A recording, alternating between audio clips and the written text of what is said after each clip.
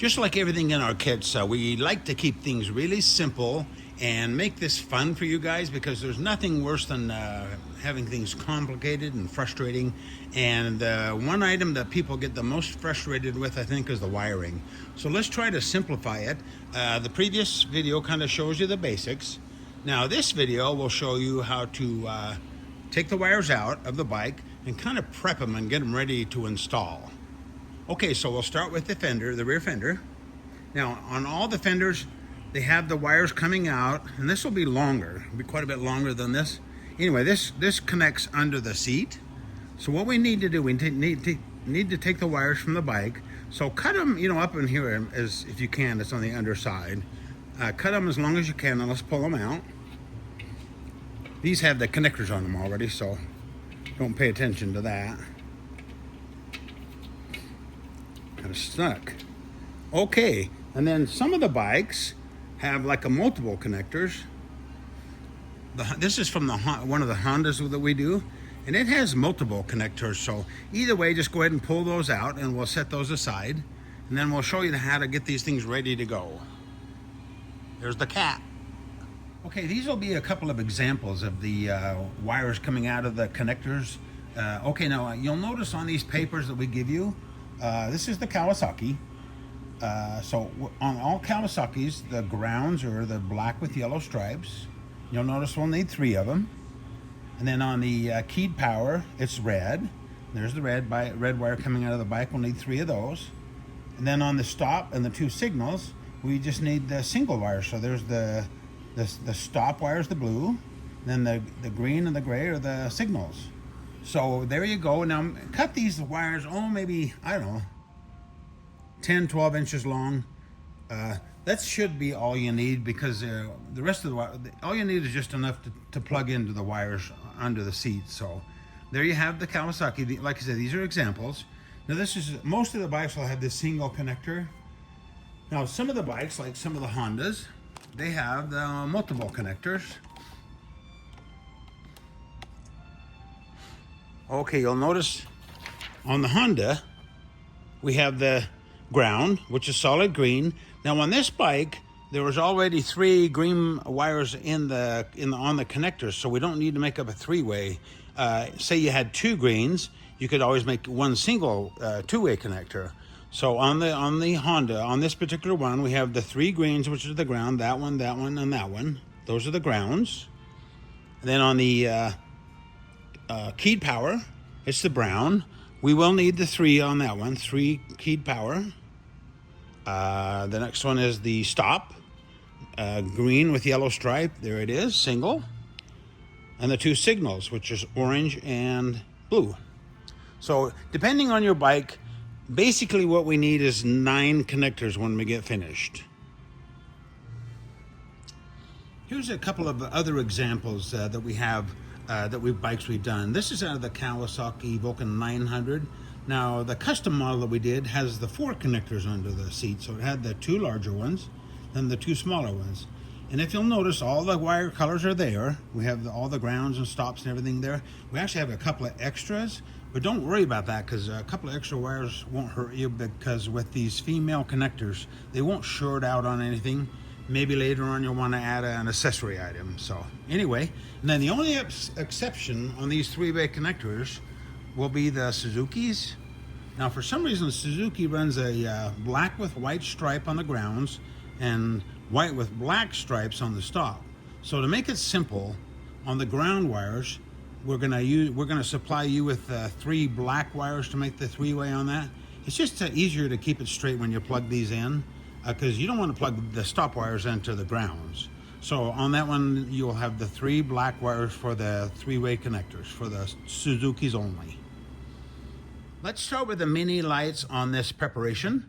Now, what we'll do in the kits, we're going to give you 2 black nuts and a couple of lock washers. The reason for that is on some of the bikes, this threaded section in here is pretty long, and it kind of sticks out in too far inside the bike. So what we'll do is we'll include that, and I'll show you why we did that. So basically, run the nut up here. Oh, there's Marble the cat. Run that up there, and then add your extra nut and lock washer there. The reason for that is when we mount this on this, say for example, the Rebel. This is the bracket. Well, inside the bike, it sticks out kind of far, and almost when it makes the bend, it'll hit the fender. So it'll put the light out a little bit further and the stem closer, which will make it better for that. So you can determine that before you get started on that, whichever bike you have. Okay, the next thing you want to do is change out the lens. Now, if we're going to run dual filament on the back, technically in the United States, the lenses probably need to be red. The reason they're orange, because they're usually not dual filament, they're usually just flash only. But being these will be running lights and flash, you may want to change them out to red. Okay, let's get started. Now we furnish you a couple of extra bulbs for these. These are bulb type. The reason we do that is LEDs don't draw enough amperage to make the flasher and the bike flash. So these are bulb type lights, but they're super bright, dual filament. We always stock these bulbs if you need them. And then to change the bulb, you just take the little cover off. There's a couple of screws.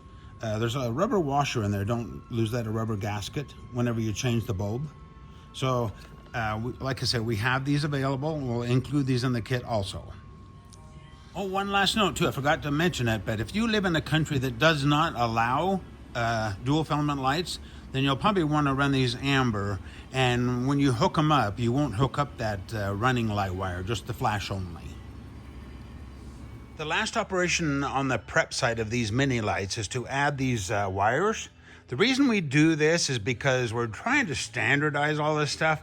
The bikes have so many different colors and the lights have different colors. So we're gonna just stay with basically the Harley Davidson colors on this stuff. So anyway, what we do is we add these wires, and we'll also include this picture in your kit. It'll explain this really carefully because it's really important that you get this right, because the most important wire is coming out of the lights is the black with white stripe. And that's ground, and that's awfully confusing to people. Most people correlate black to brown. So what we do is we have you butt splice the black wire to the black with white stripe coming out of the light, and then the solid black with the blue, and then the red with the purple. This black is the running light, and the red with the purple is the flash. So do that on both lights. We furnished about 18 inches of wire, so you may not need this much wire, but go ahead and fasten those to the end just like that, and then we're ready to install this in the motorcycle. There's not a lot of prep to these black nickel lights. They're pretty simple. Let me show you how to change the lens on there. What you do is you just take the screwdriver, and there's a little slot right there. In fact, I would do that before you install these, because you want to put that slot over in a different spot, because once you install them, it's kind of hard to get the lens off. That's my cat Lucky. He loves to come in on the weekends with me. Okay, so what we do is just stick the screwdriver in that slot, twist it, and the lens pops right off. And then you can change it. Piece of cake, huh? I'm gonna rotate around, put it in a better spot, push that back on there, and hopefully you won't chew my hand off. And there you change the lens on the bulb. Quick note on how to strip this insulation back. What I do, I just take a knife and slit that a little bit. And then you can take your fingers and open it up. There's Lucky again. And then pull that insulation back. And there you can expose those wires.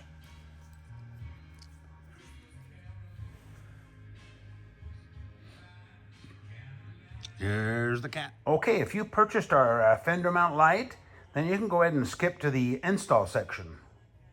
Let's do the side mount lights next. Next, we're going to show you how to prep these tail lights. We've been doing the Model A Ford up till now, and we found this kind of a vintage tail light too. We're going to also do that one, so it's a little less expensive.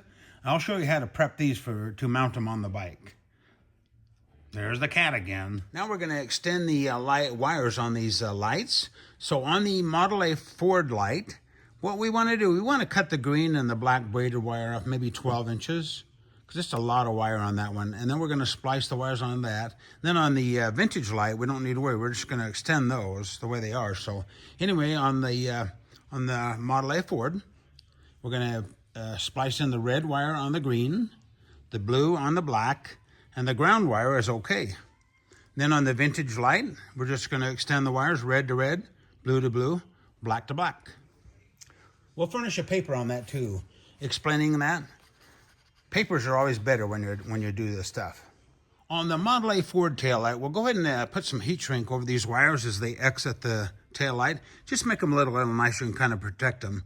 These are about 6-inch long pieces, so we'll do it on the green braided and the black braided wire. And then go ahead and just heat shrink those and heat shrink them up nice and tight to the light there. This makes them look a lot better. Here's that damn cat again. He won't leave me alone today.